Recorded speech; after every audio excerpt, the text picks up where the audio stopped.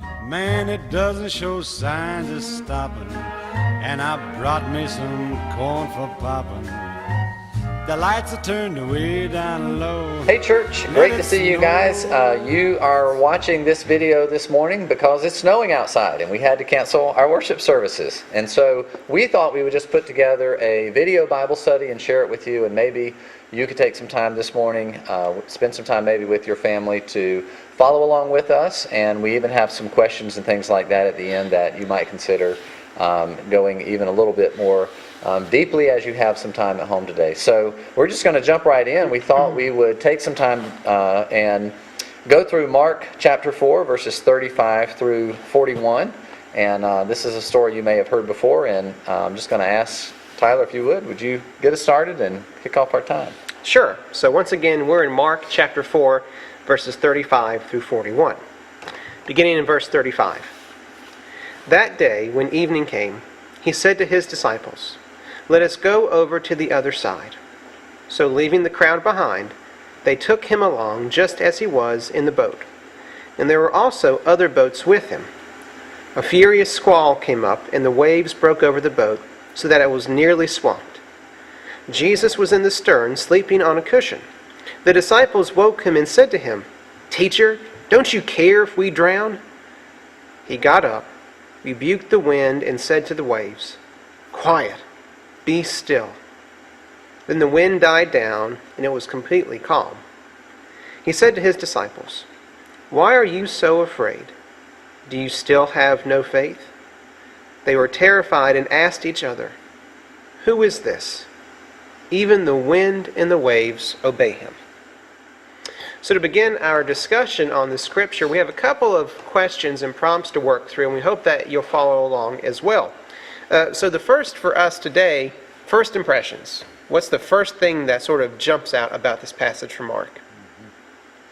I think for me, it's that it seems like this must have been one heck of a storm. If we've got some people who are fishermen, who are used to spending their time on the water, and they are really this afraid, this terrified, it must be a big storm, or maybe even bigger than some of the other storms that they've seen. So to me, it seems like a really serious situation. Yeah, and these guys spent a lot of time in a boat, because they were fishing and they were out a lot. So it must have been a really big storm for for them to be afraid.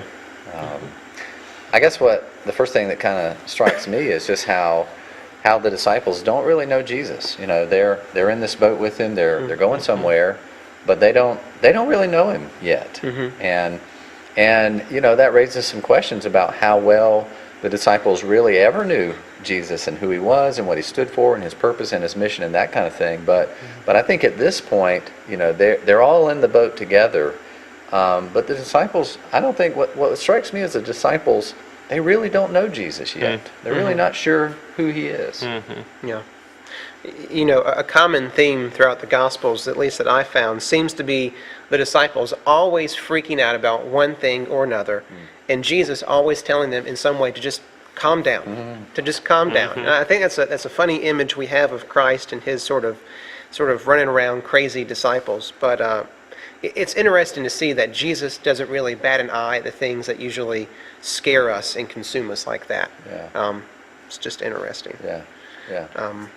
So moving along to our next question, help us set up what the historical context for this passage is. What's really going on beyond what we read here in this passage from Mark 4?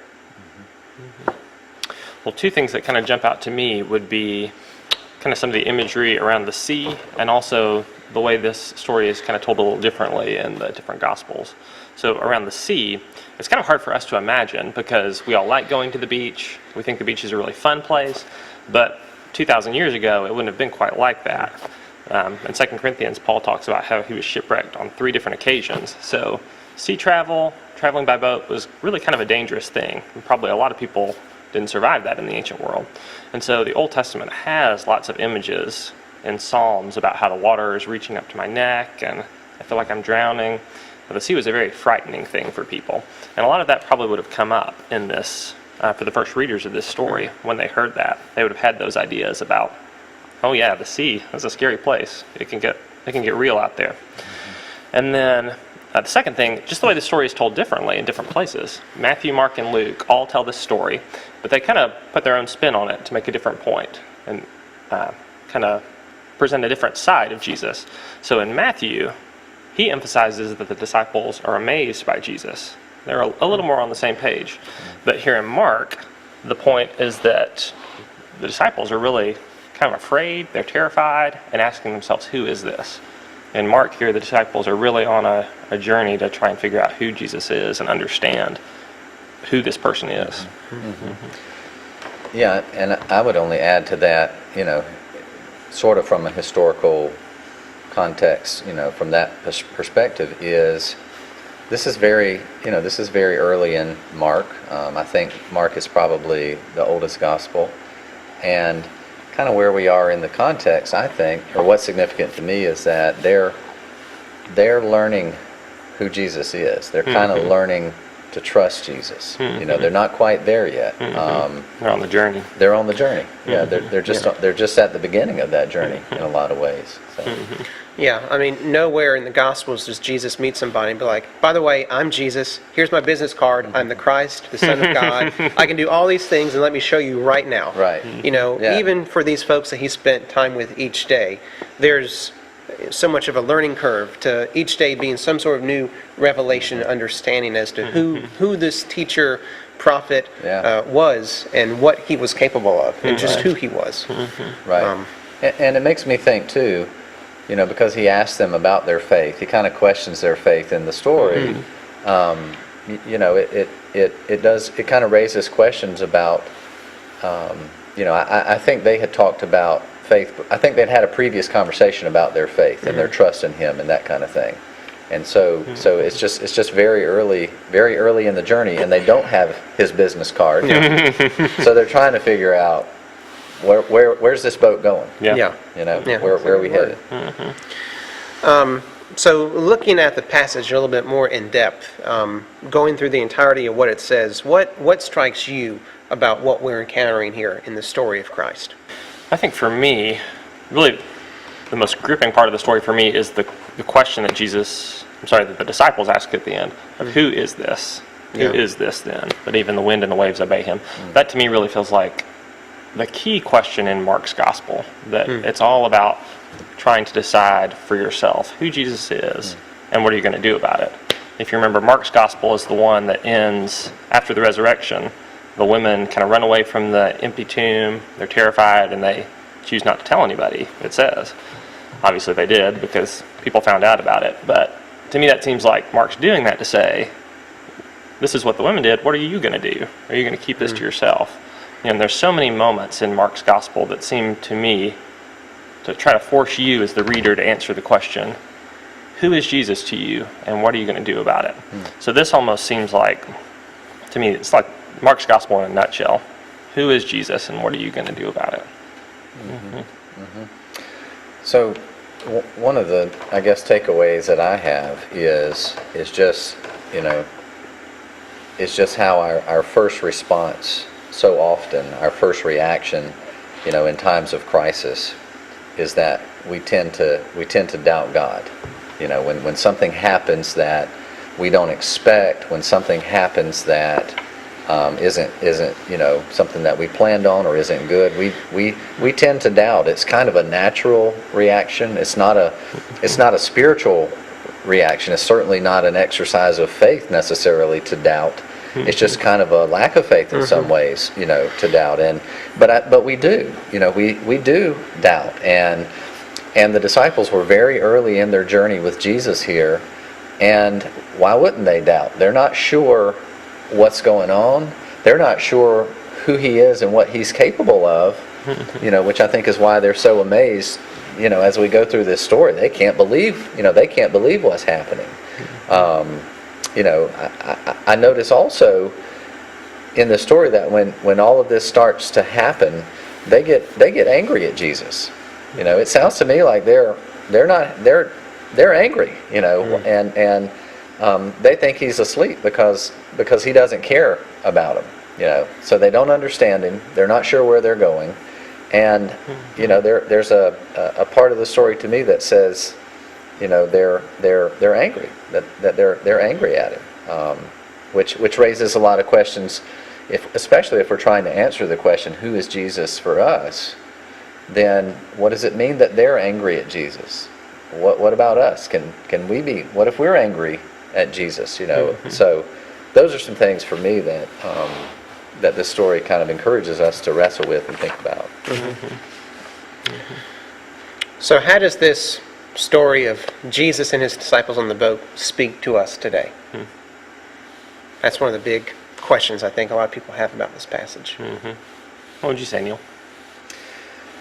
I think we've talked about some of the things, or touched on some of the ways that it speaks to us. And that one is that in the same way that the disciples were on this journey, so are we.